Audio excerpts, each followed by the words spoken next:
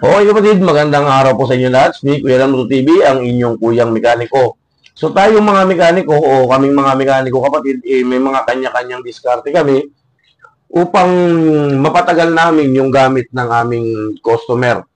Nang sa ganun, syempre kapag medyo maganda yung naibigay mong trabaho sa kanila at diskarte, maniniwala sa iyo yan at babalik-balikan ka niyan.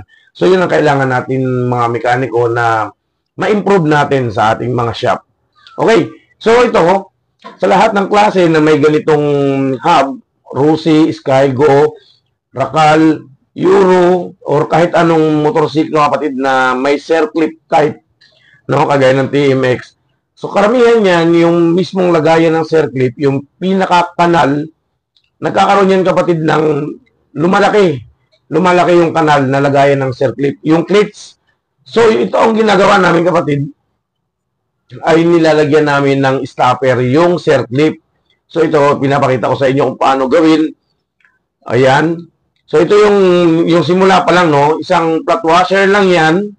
Flat washer, tapos winildingan natin ng flat bar. Ayan. Tapos yung flat bar kapatid, dapat naka-insakto lang yon doon sa buka ng circlip. Ayan, kailangan nakaproseso. Hindi naman siya kapatid na kailangan na masakop mo yung buka ng circlip. Hindi naman kailangan yon. Ang kailangan lang ay may-stop mo sa paggalaw yung circlip. Kahit isang side lang yung matamaan mo or may-stop mo, hindi nagagalaw yung kabilang side. O yan.